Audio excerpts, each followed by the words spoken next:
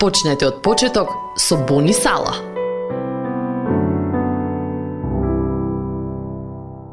Моќта на простениот долг што го менува животот.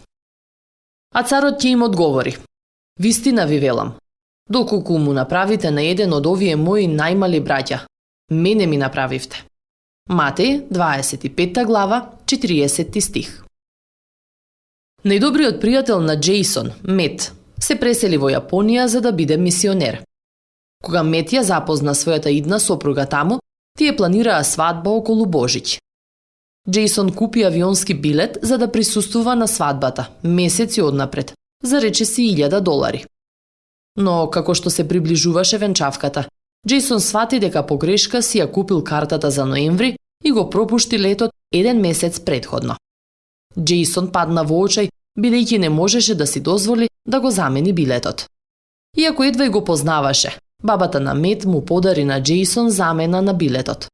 Можеби поради тоа што се ближеше Божиќ, Джейсон не можеше да престане да размислува за тоа како се чувствува кога доби дарежлив подарок кој не го заработил и на кој не можеше да возврати.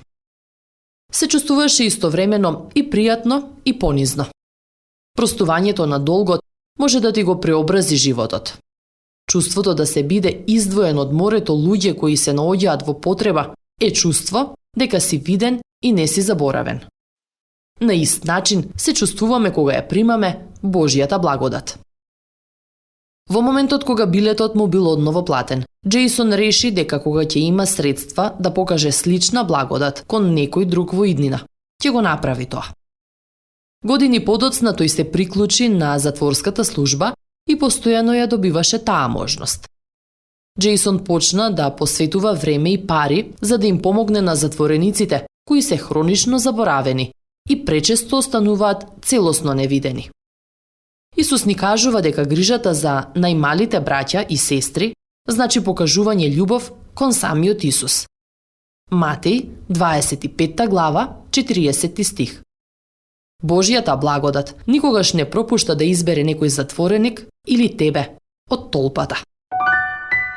Следевте еден момент на рефлексија од Бони Сала.